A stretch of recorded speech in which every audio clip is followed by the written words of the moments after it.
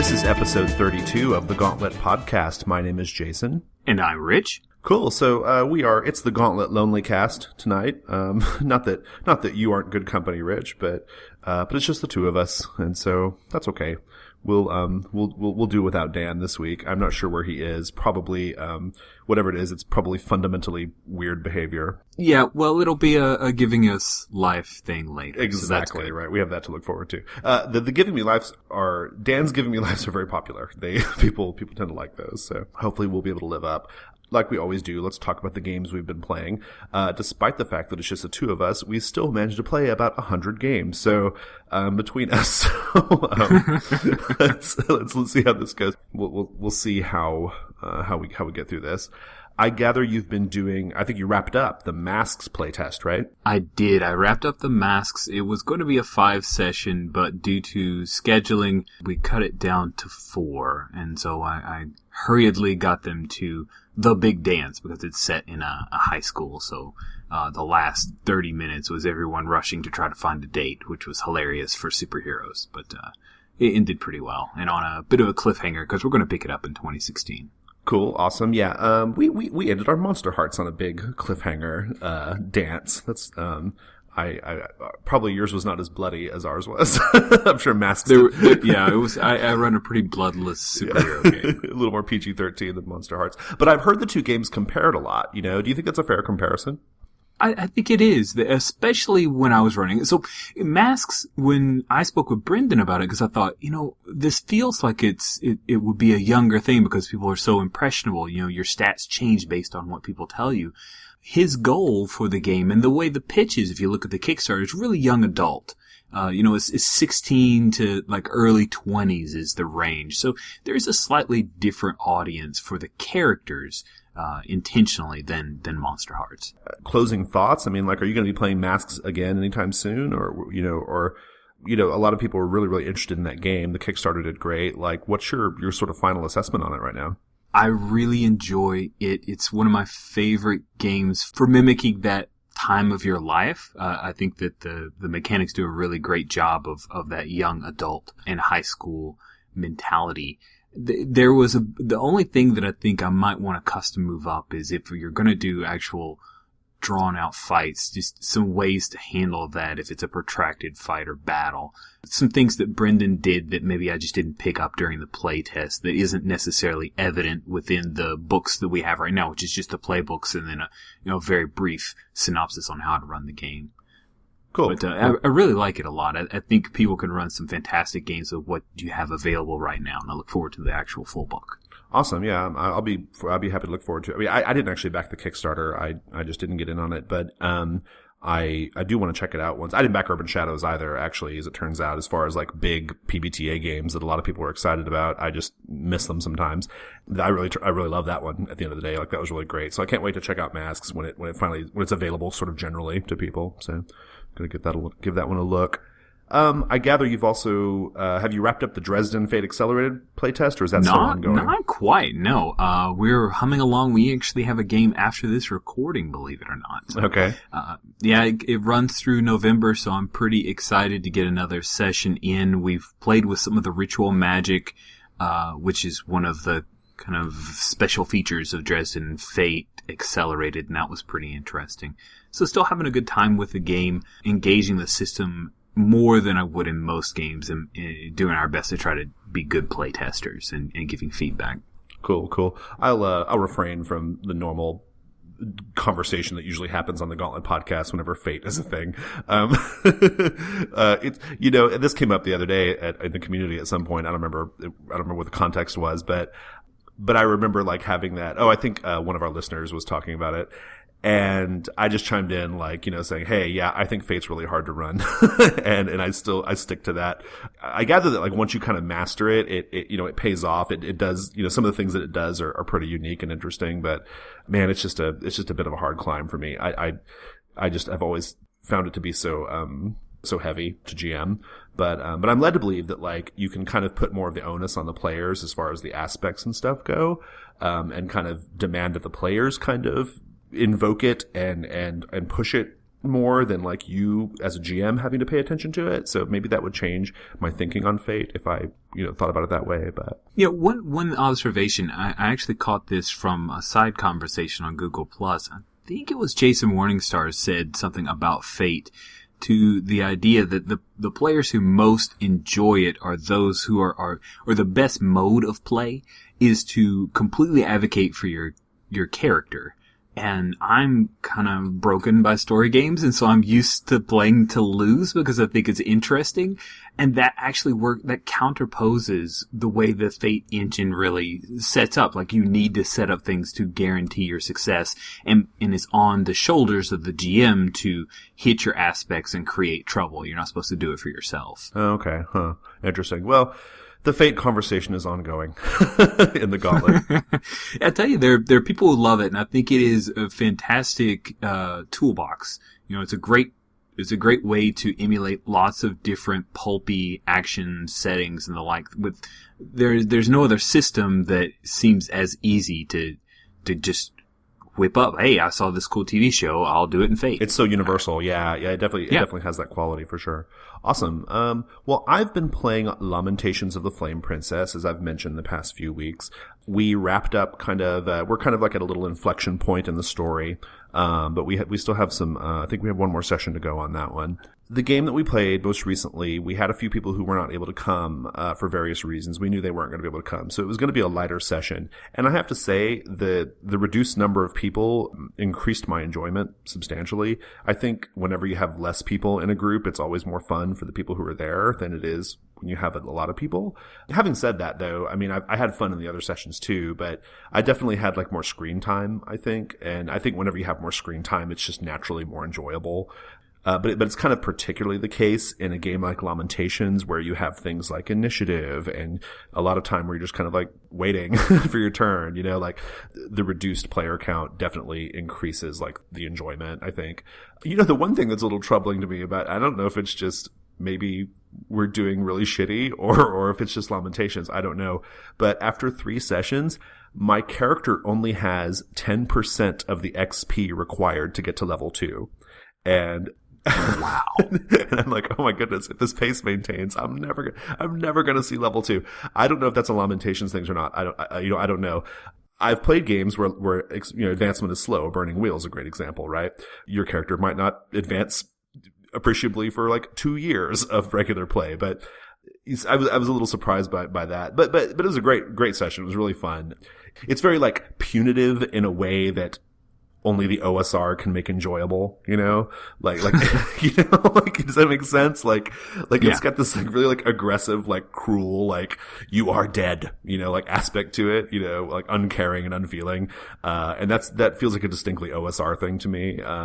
And it has its charms, like I kind of dig it. So yeah, Lamentations. I'll be curious to see how it wraps up, in that final session, to see where we go from there. Cause I think we're going to keep those characters, but play a different system, which is one of the advantages of the OSR. Like the characters are pretty transferable from system to system. So because they're all just basically D&D, but yeah. So that's a thing. Hey, tell me about the Star Wars business. Oh, man. What is the Star Wars business? As I said before, with the Mask group, that's my Sunday group, and a couple. It's a larger group, so we kind of switch around and try to schedule ahead. And I knew the 2 people who were very much into the Masks game wouldn't be able to make it, so I thought, what could we run from now until December 18th? A Star Wars game would be kind of awesome. It's timely, right? Yeah, it's kind of topical. And I'm already playing Edge of the Empire, and I like it, but it just wasn't something I necessarily wanted to run. Now, in college, I ran the Weston Games, played the Weston Games D6 game for a good year, and it was super fun. And I found out that there's a fan made project where they have revised, expanded, and updated the original D6 system. It's like a 500-page book now.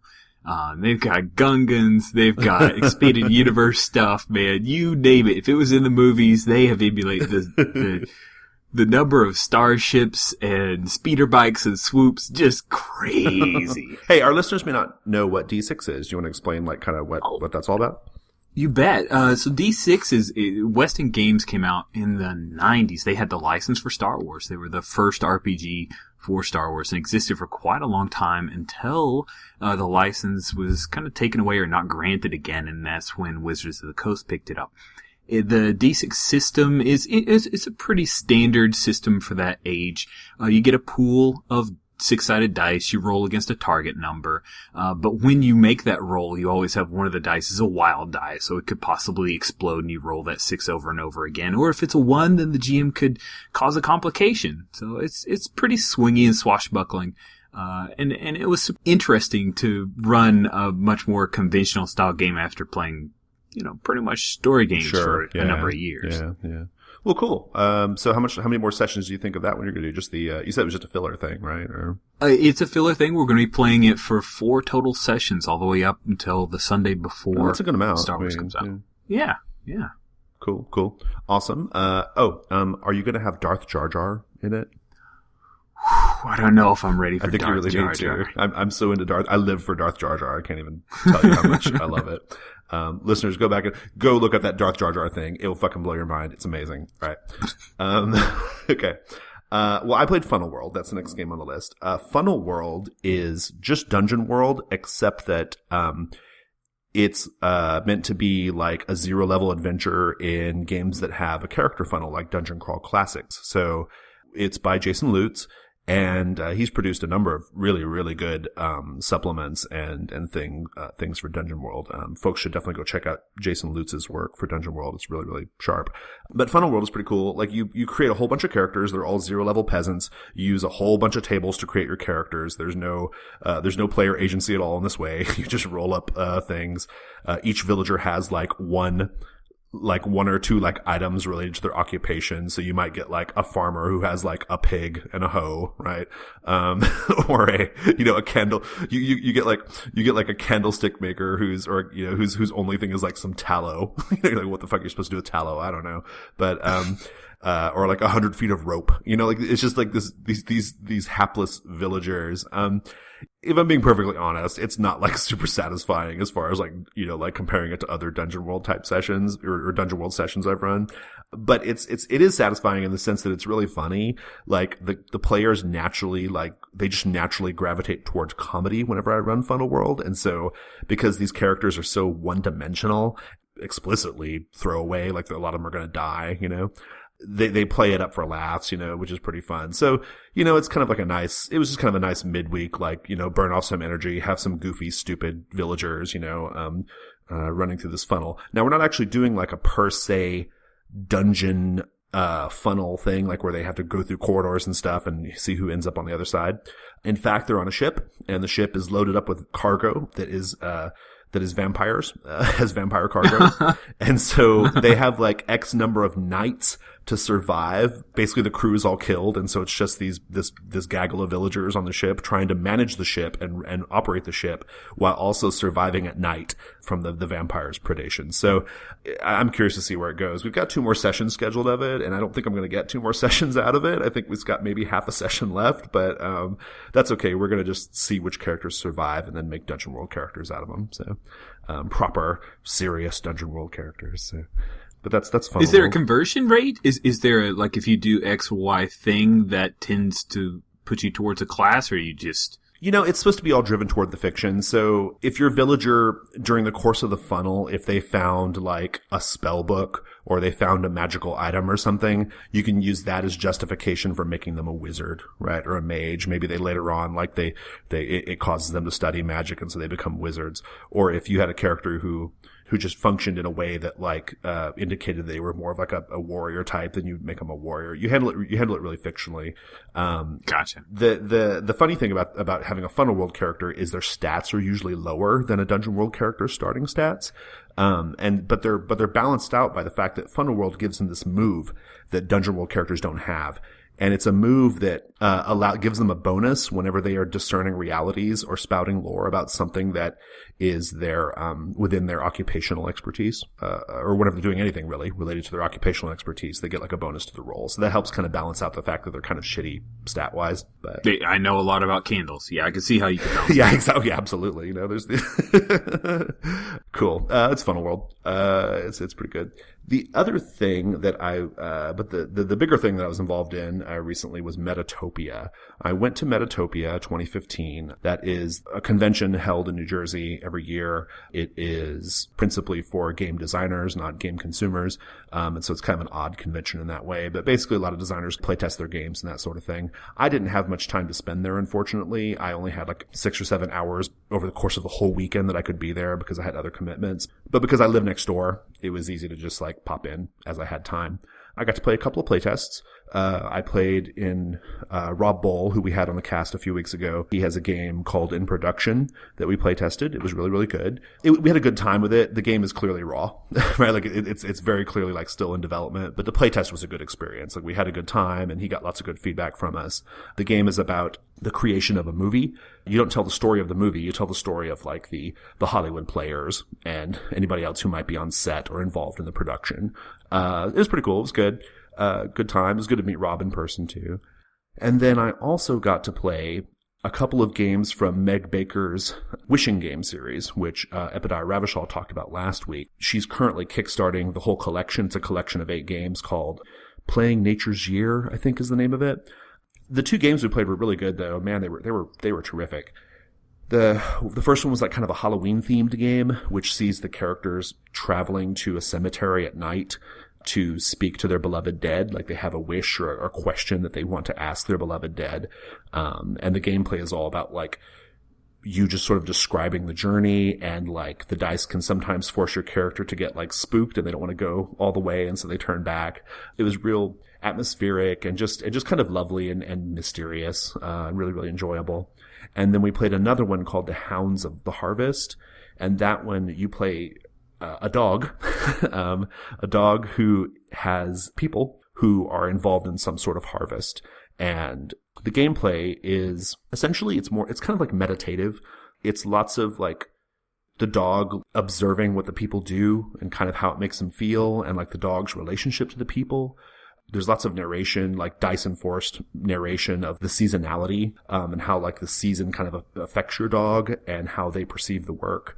And it was, again, a very lovely game. All of these games in this cycle of games are really, really contemplative, and they have a quietness to them, which is really unique, I think, in role-playing games. They're very short, like they're meant to be played in 20 or 30 minutes.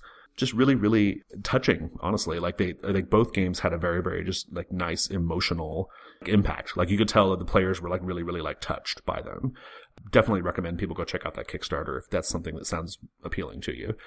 These are not heavy RP games. They're really more like board games in that way. Like they're more like activities as opposed to like role playing, but they're good ones and very enjoyable. So, Playing Nature's Year. Cool.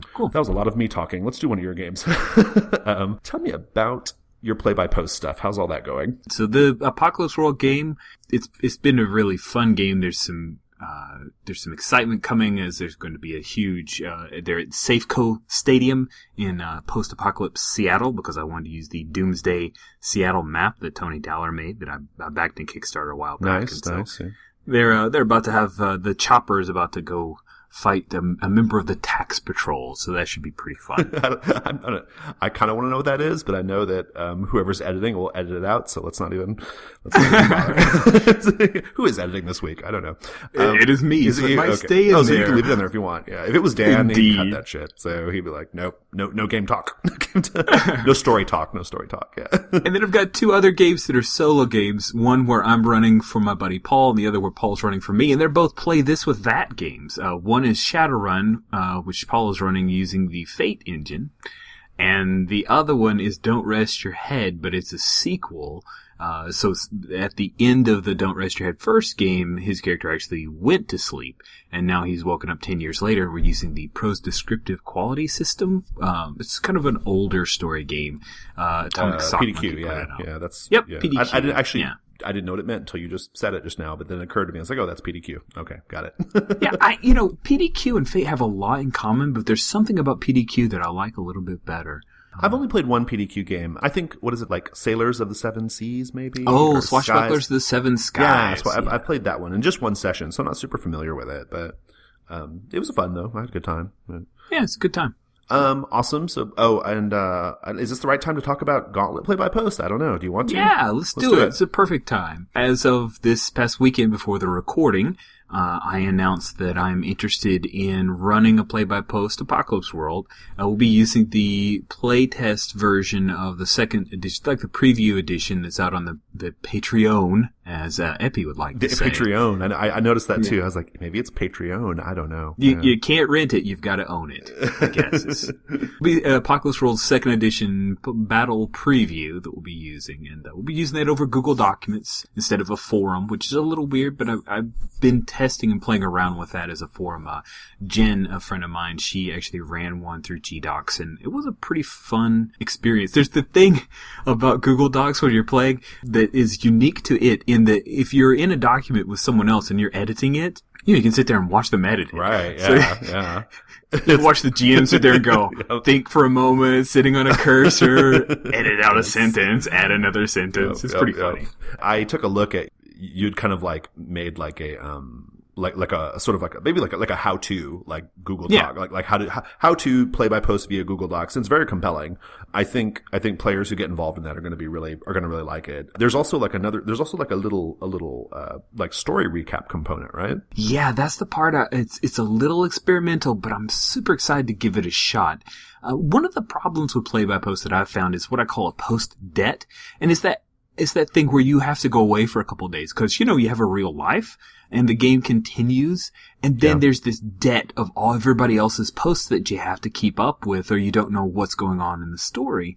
And, so what I want to try to do is like a little hangout on air, with one or two or just, maybe myself, and recap on a regular basis all the things that have taken place. So let's say that Jane is one of the players and she goes on vacation for a week. She can check this out. Right. And it's almost like a little newsletter-y type deal. Like, here's all the things went on in your neighborhood during the apocalypse. Right, yeah. I'm excited to give it a shot.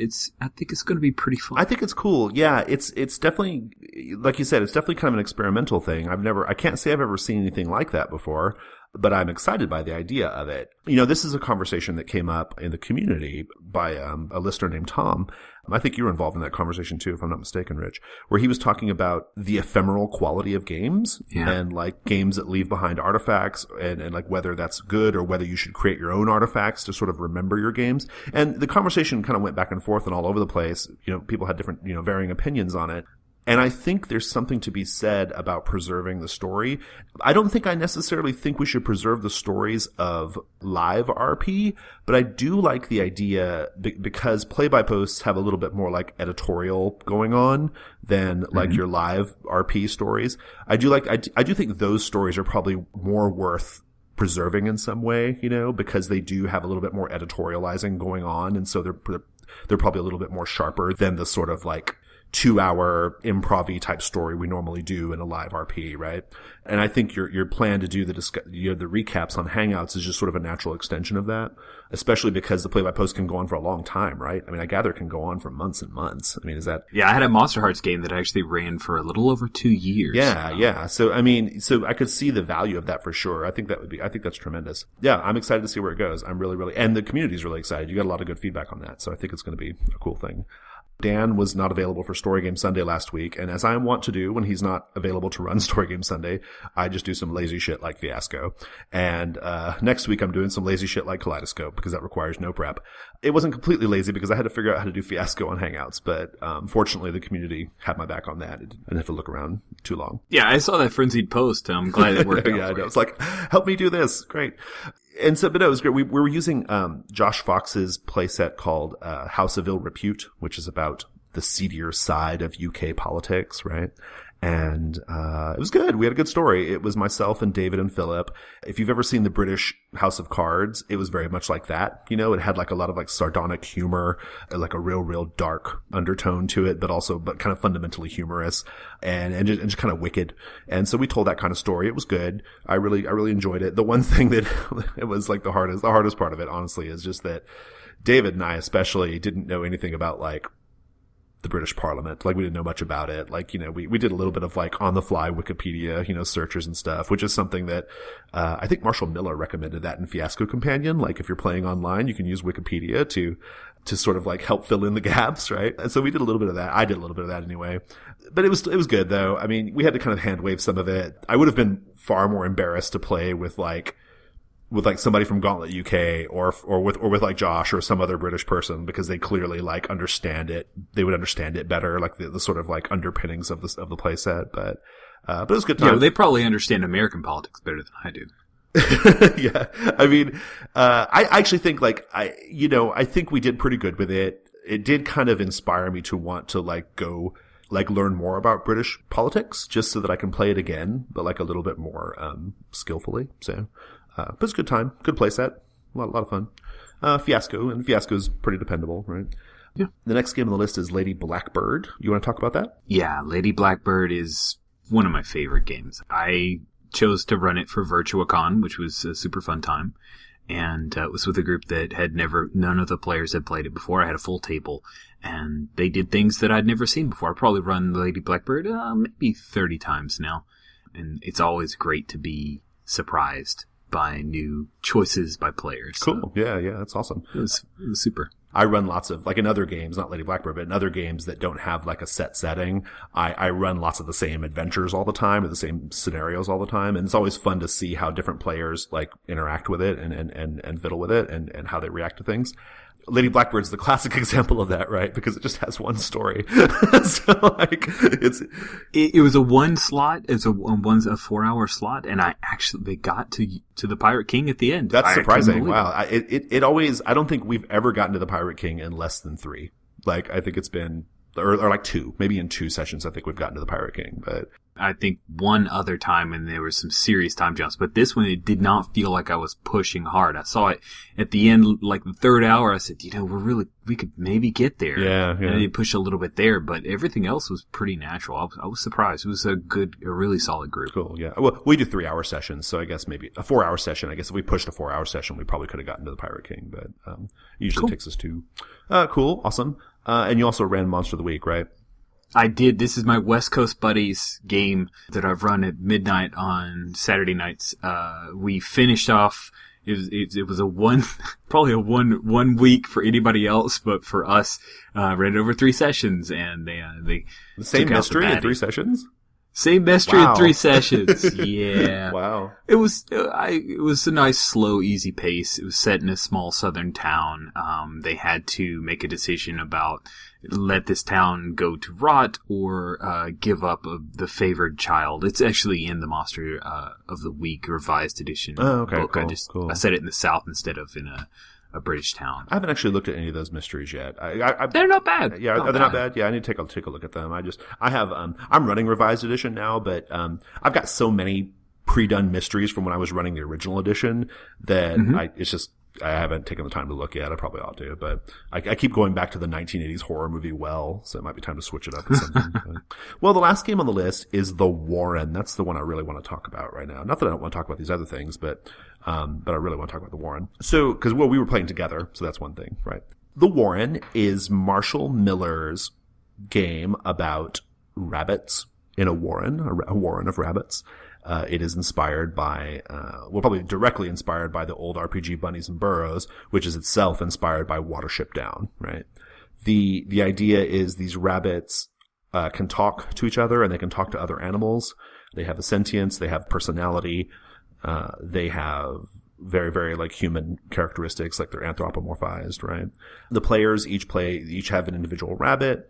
The rabbits are very simple to whip up. Like there's only a few decisions you have to make. They're pretty quick characters to make. And that's a good thing because they're very vulnerable, right? The world that they live in is very pastoral, or not necessarily, but the implication is a very pastoral, beautiful but also indifferent and cruel, occasionally cruel world that they have to survive in. And so you play out chapters that represent different points in time, I suppose, of your warren. In those changes, the warren grows, like some of the does get pregnant and they have babies, and so that increases your number of rabbits in the warren, but lots of rabbits die as well. And you kind of just see like the sort of the ups and downs and the vicissitudes of how their warren is affected over time, right? So we played one session so far. We have 2 more on the calendar. I was very happy with how it went. What were your thoughts on the warren? I enjoyed it. I played the warren once at Origins, and there were some aspects of that session that made me really excited to see how you would run it. And you do a pretty darn good job. Oh, thank you. I have to say, Jason. I liked it. It's a really lively group, and I think everybody did an excellent job of portraying different and interesting, charismatic rabbits. That was super fun. And I really like how quickly you can make a character. With the Power by the Apocalypse system, a lot of times there's that, we're 40 minutes in and we're still working out HX or something. Right, yeah. With the warren, man, is move these 4 stats. All right, cool. Choose a character move. You're done. Yep, you dive right in. I was happy with it. I was focusing on the GM advice even more so than I normally do in an apocalypse world game. Not that I don't in the other games, but I was really, really keenly focused on the advice that Marshall gives in that one. One of the things that he emphasized is to use all 5 of the rabbit's senses, when you're describing things. And so I was making a very, very conscious effort to do that. I found there were times when I felt like I wasn't as super comfortable with that as I would have liked to have been, but I think that'll get better. But I was definitely trying. I was definitely trying to make it more of a sensory thing. And I was also really focused on trying not to just describe things in the ways that we as people understand things, but trying to describe it in a way that a rabbit might perceive it, and a rabbit who may not know anything about humankind or whatever, right? I was pretty happy with how that went. The thing I was most delighted by, though, and I said this in my little tiny write-up that I did the other day, each of the rabbits that you guys played had so much personality. They were just chocked full of personality. There was a grim one. There was one that was he was really grim, and I think that was Paul's, right?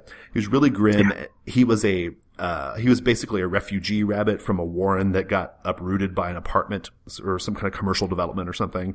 And so he kind of came to this warren really, really shell shocked or whatever, and dark, We had the rabbit that was, kind of, self-important and kind of lazy, and very overly confident, I think, but charmingly so.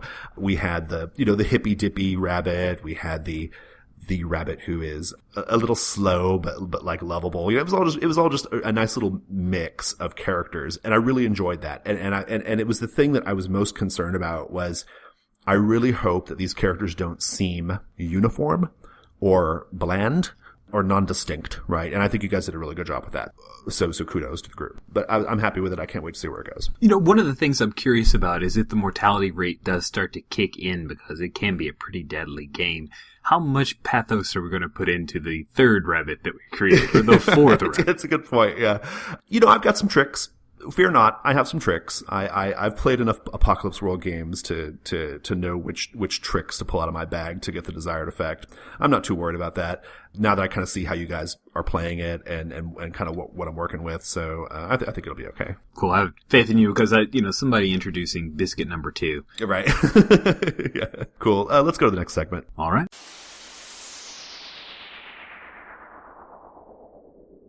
The next segment, as always, is Giving Me Life. Rich, what's giving you life this week? Deadites and zombies are giving me life. Ash vs. Evil Dead and The Walking Dead. This season of The Walking Dead has been stupendous. I've really enjoyed it. But having that as a double bill with episodes of Ash vs. Evil Dead is just perfect. Well, so what's the story with this Ash vs. Evil Dead show? I don't know much about it.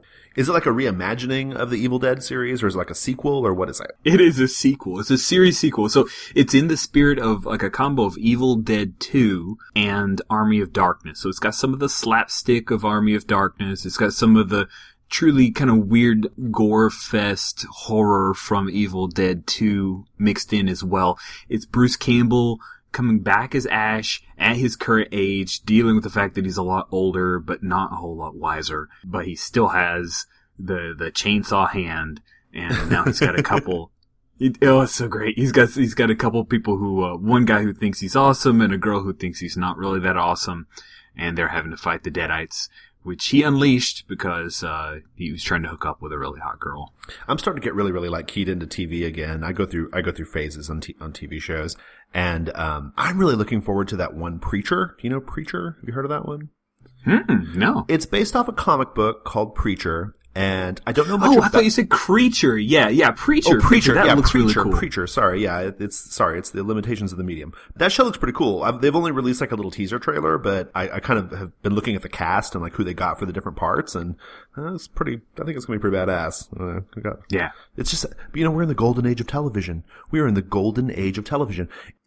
There's never been a time when TV's been so good. There's so much good freaking TV. And the geeks have inherited the earth. Yeah, it's true. It's a good time to unless you're getting sick of superhero movies, which I am. I think I'm alone in that though. Everyone else. You may be. I know. The poll numbers show. I know. So what about you? What's giving you life, Jason? Yeah, great question. My giving me life is kind of a meta thing this week. It is the time of year when most people are thinking about spending time with their families. I'm doing that too. Or they're thinking about, oh gosh, turkey, or I don't know, whatever people think about. I'm thinking about the Gauntlet and kind of what happens with the Gauntlet in the new year. This is every year that I've been involved with it, which has been a few now. I always start at this time thinking about like new things I want to do, ways I want to kind of try to expand our listenership and the community and all these things. And so I'm just having a lot of fun noodling on that, thinking about it, bouncing ideas off the community. I'm sure everyone's sick of it by now. I went through I go through these phases of just like these like really, really ridiculously meta posts that have nothing to do with role-playing games per se, but are just totally about the Gauntlet and what happens with the Gauntlet. And I'm sure people are sick of it, but it's all in effort to just make it more like a more enjoyable space, basically. And so that's kind of giving me life. I don't have like a lot of specifics to talk about right now, except to say that I think all of these things that we see in the pipeline, that we've been talking about periodically, like Dungeon World Adventuring Company and Play by Post and brand new podcasts. We have another podcast coming up soon. All that kind of stuff is just, going to be part of Gauntlet 2016. Mostly very, very interested in expanding the number of voices associated with the Gauntlet. Obviously on the podcast, literally our voices are associated with the Gauntlet. But I mean just in terms of, I would like to hear other people express their opinions about the hobby. I would like to hear, mostly because I get in trouble whenever I do it, but I'd like to hear other people do reviews of games and talk about games and chime in and be part of the conversation. And a lot of people are. And so I'm always thinking about ways to basically, how do I withdraw a little bit and allow other people to kind of like, to take this beautiful, beautiful fat little baby that I love and grow it into a beautiful, beautiful small human. I don't know. I don't know where this is going. Sorry. Keep stretching that. I'm in this space where I'm just blabbering now. So that's kind of giving me life. Just kind of thinking about the future. That's good. Yeah. Reflection is excellent. Yeah. Let's go to the next segment.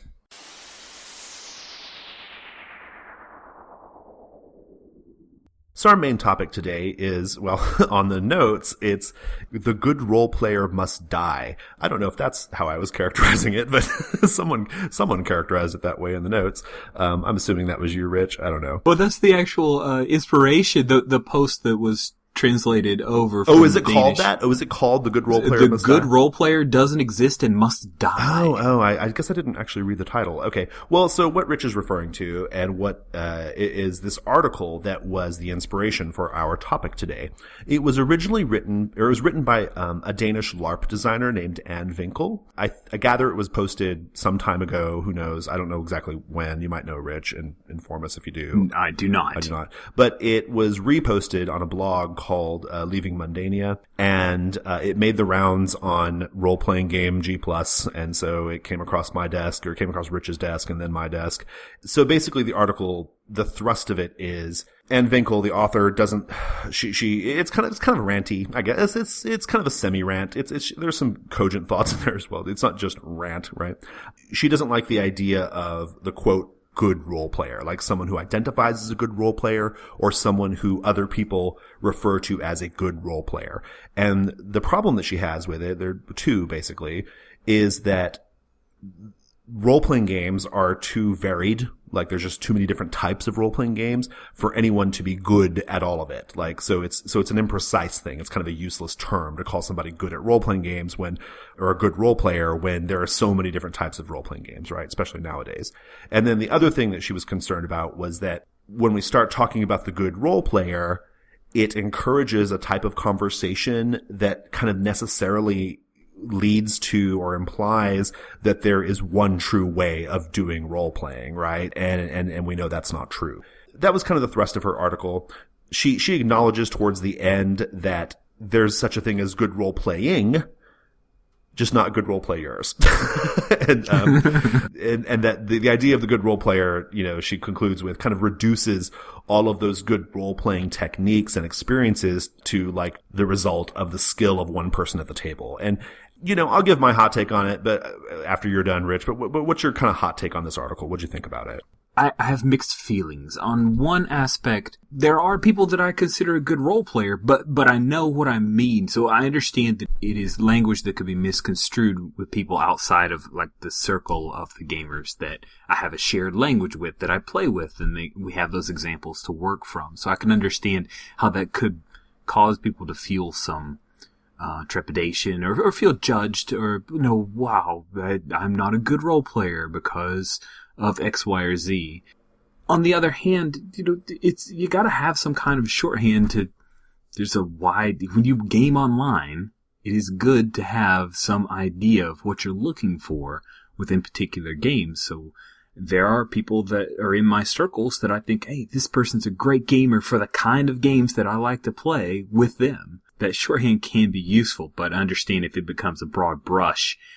Evidently, from some of the people that I saw posting about it, it could really hurt some feelings. I felt like the article was a little, I don't know if reductionist is the right word. I feel like it was good, but it just seemed a little, the way she was characterizing what the quote unquote good role player means to her, the answer seemed so obvious. Like, yes, I agree with you. I obviously agree with you, right? And I think I'm in line with this idea that you kind of were hinting at there, which is that I think the way you and I, Rich, use the term a good role player, we use it in the non-capitalized way, right? Like, whereas in her article, she capitalizes good role player to mean like a real specific, to have a real specific definition, almost like a term, like a sort of, a term of art, but a bad one, right? Right. And so she's got this real specific definition, and I think if you hold to that specific definition of the good role player, then yes, of course she's right?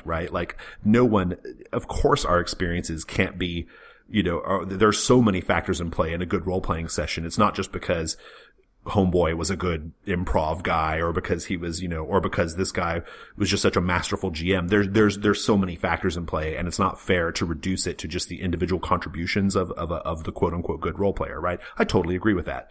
But what I think is not helpful in the discussion though, and which Rob Donahue, am I pronouncing his name right? It's Donahue, right? Yeah, it's Donahue. Rob Donahue he's from Evil Hat, right? He is. Yeah. He had kind of a response to it that I think I agree with more, or at the very least, I think it's a good thing worth keeping in mind, which is he basically says that you can gain fluency in role-playing games, right? And that we should strive to increase our fluency. And he also kind of suggests, and I may be reading too much into what he said, but it sounded to me like he was saying that if we disavow the notion of the good role player or of being a good role player, we might inadvertently give ourselves permission to just kind of phone it in, like yeah. We could just kind of like wash our hands and say, oh, well, I don't have to be good. I just have to show up because, it's a collective experience and we'll either have fun or we won't. And I think what he was saying is we should be encouraged to improve our skills. I identify with that feeling because you and I, as we've just experienced, like at the top of the cast, we play lots and lots of role-playing games, right? Like, yeah. I play a lot of role-playing games. I play a lot of freaking role-playing games. I'm not saying that makes my input more important. I'm not saying it makes my opinions more valid on these things or anything like that. But I do like the idea that I have learned something over the course of the years, right? Like I think it's fair to say that like I've gained a certain fluency in role-playing games, right? And I don't think you can discount that. So I'm kind of with Rob Donahue on that. Like I kind of am more, but having said that, it's very hard to disagree with the author of the original post. using her definition of good role player, right? So, yeah, to me, and I've tried to think of the context in which Anne was upset with this good role, trying to imagine those kind of conversations. And the one thing that it reminded me of is when certain people are reviewing games from Game Chef or 3Forge, where they will say things like, this isn't a role-playing game. Right. And that's very one true wayism. That's this isn't a role-playing game, but there's this parenthetical of, this isn't a role-playing game that I would enjoy, or this isn't a role-playing game that I can understand how to play. Right. This person's a good role player because they play like me, or this person's a good role player because they exhibit this certain aspect of a particular role-playing game that I find good. If you don't add those qualifiers, you encourage a sort of conversation within the hobby that is not helpful, like you just said, like this one true wayism, right? I totally agree with that. But I also think that, I think we can have a conversation about what makes us good at role playing. We may not be the quintessential good role player or the mythical good role player, but I do think that there are certain skills and things that you can kind of bring to the table that will make you better at role playing. That might be something worth talking about. I don't know. Well, so how do we springboard off this, Rich? I'm inclined to, personally, the question I'm more interested in, honestly, is there such a thing as a bad role player? That's what I want to know. Like, is there a bad role player? I think when I'm having uncharitable days, I think maybe there are. But what are your thoughts on that? Like, I mean, it's probably all just the same conversation, but just in the other direction. I don't know. There are definitely role players who I would not choose to spend time with at the table again after an experience. There are role players who, based on their particular types of games that they most enjoy, I realize I probably don't want to play with them, or what they engage, like what aspect of the hobby they want to, what kind of elf games they want to play. It's not really my jam. But are they a bad role player? I don't know. It's tough to say. Are you looking for a person who acts out their character? Are you looking for a person who understands the rules intimately? Are you looking for a person who is giving at the table and tries to share the spotlight? I mean, those are all different ways of role playing. Yeah. Person who always talks in third person. There's so many different ways to come at this thing we do. No, I agree. It's okay. Well, let me throw this out there and let me get your thoughts on it.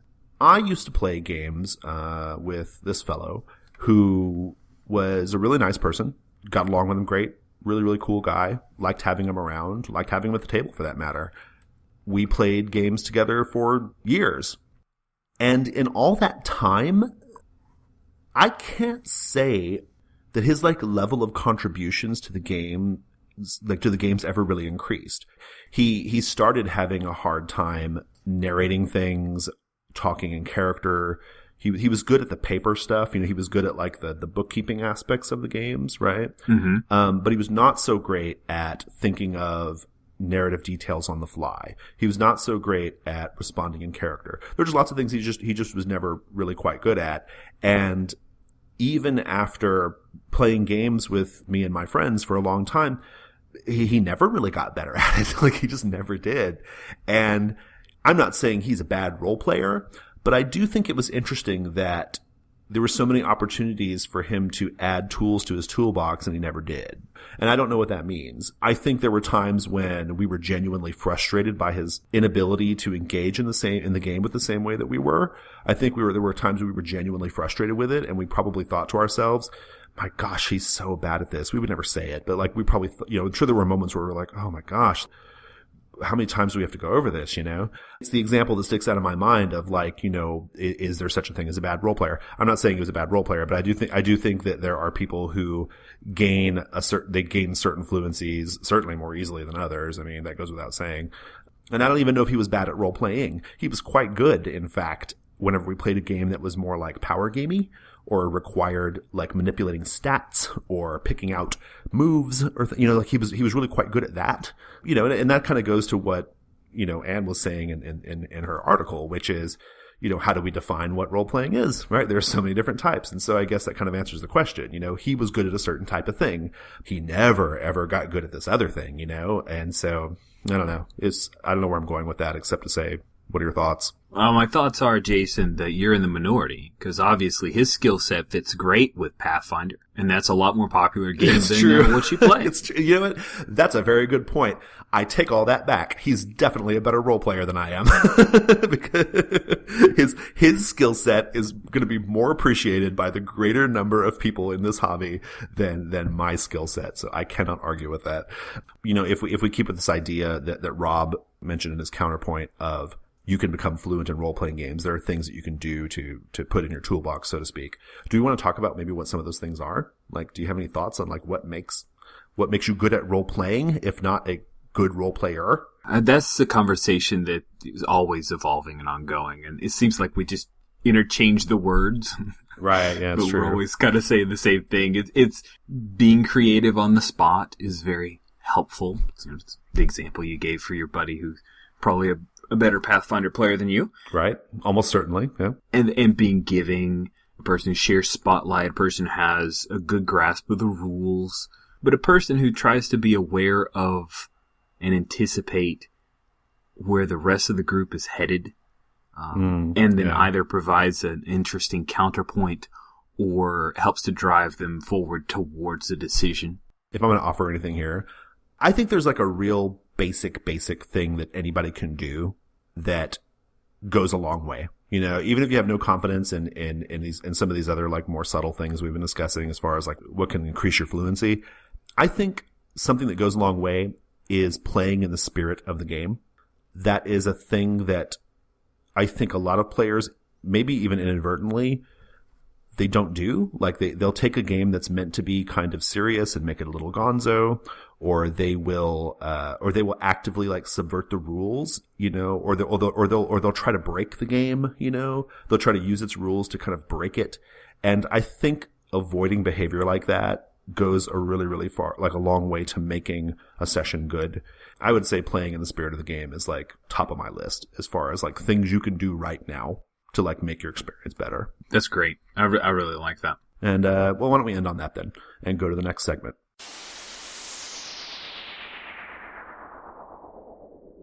All right, let's do community feedback. We haven't done community feedback in a while. I posted several weeks ago a question to the group. I said, hey, we talk a lot about mechanics, but we don't really talk much about like production value and art and things like that. And so I asked the group to give some examples of games that they really love, like books that they really love, just as an object. And my criteria were books that when you kind of hold them in your hands, they feel special. Because I think that's like the perfect criteria. Like you hold it in your hands and it feels special, whether it's because of the art or the layout or the, you know, whatever. There's all kinds of different reasons, why you might appreciate a book. And we got tons of responses. There were so many responses on that, and lengthy responses too, like with people explaining like precisely why this book is so great, the quality of the paper and the quality of the ink and all that. And our friend Philip actually gave a really, really nice, like, really interesting and detailed perspective on like the value of having high production values or not. Like it was really interesting conversation. So I'm going to link to that so you guys can check it out. I just want to mention a couple of the games that got mentioned kind of repeatedly. Night Witches was one. That is a beautiful, beautiful book. Torchbearer. In fact, all of the Burning Wheel family of games got mentioned because even though I have complicated feelings about their rules, the Luke Crane games are undeniably beautiful. So Torchbearer and Burning Wheel all got mentioned. I chose Dungeon Crawl Classics personally, and several other people mentioned it as well. The Dungeon Crawl Classics core book is so great, and the reason why I love it is because it's huge, like it's physically large, and it feels like when you're holding it, like it just feels like a big weighty tome, right? It's so big, and when you open it up, in addition to being filled with all kinds of really cool old school art, the layout is such that you kind of, it's like all the text is kind of nestled within art, you know, and it has the feeling of like exploration. And so like that feeling of like exploring the book and the book itself feeling like a heavy tome, like really, really hits home in terms of like, the theme of the game, which is like dungeon crawling, right? And that kind of thing. A Red and Pleasant Land was very popular. We've talked about that before. I'm going to throw out for Dan, who's not with us, but I know for a fact that his favorite physical book is Misspent Youth by Rob Bull. And the reason why he likes it, and I like it quite a bit too, is it has like a zine quality to it. Like when it feels like a punk zine that you might, have found in the 80s or 90s. Higher production quality than that, but like it has the feel of it, right? Like it kind of harkens to it. It's reminiscent of it. Really, really good stuff. Rich, which book do you want to offer as being like a really, really special book? To me, the Mouse Guard RPG is really special. It's such a great artifact of love for the comic, and it's just a beautiful thing to behold. I've kept the dust jacket. I don't really bother to do that with most games, but I couldn't help it. I have it. I love that it's the exact same form factor as the hardback versions of the comics that it's based on. So they're all in a row. Right, yeah. Little game show. Yeah, it's a good one. I have that too. I have the box set, the old edition box set. Nice. And what a neat thing. I mean, well, that's like I mentioned with Torchbearer earlier. That's a Luke Crane thing, right? So many neat little bits to it. And you're right. Like it has this warmth to it. The art, that's partially because of the art, but also like little details that the Burning Wheel guys do in their books, which is Burning Wheel Gold and Torchbearer have this as well. Like the little borders they put on the pages, that have just little swirly little details, and things like that. The layout's always very lovely. Yeah, the Burning Wheel books are so good. I mean, no matter what you might say about the games themselves, like undeniably so. Burning Wheel Gold, in fact, which another Luke Crane thing, obviously. Burning Wheel Gold, I think that might be one of the most beautiful things I own, period. It's so gorgeous. Like, it's got this really like delicate like gold foil cover. The paper is like a very, very high quality, and it just has the feel of a beautifully crafted object, and I really, really I dig it. So yeah, same here. Yeah, I'm going to point people to that post. Go check out some of the discussion on this community feedback post. It was really, really good. And more than I thought I was going to get, honestly. Like, I thought people were just going to like name their favorite book and that was going to be it. But no, people had like really like passionate, like, reasons why they love these books. So, and I love that about our community. I love the passion of our community. So that made it a good community feedback to me. And, that's the show. If you want to get in touch with us and be a part of that community, you should go to Google Plus and search for the Gauntlet in the Google Plus communities, section. We also have an online community dedicated to Hangouts gaming. You can go join us for a game. That's another community you can search for called Gauntlet Hangouts. We're also on Twitter at Gauntlet RPG. Thanks so much, Rich. Thank you, Jason. Thanks, listeners. Take care.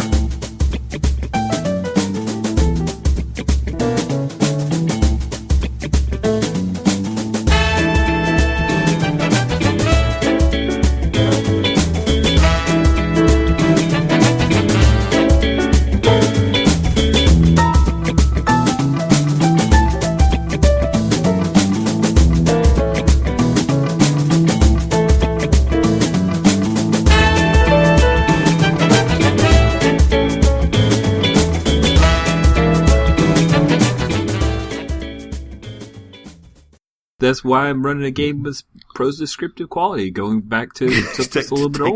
Taking it back. God, what should I run that's old? Let me think. Oh, man. How about Shadow of Yesterday? Oh, I've never run that. I've never even played it.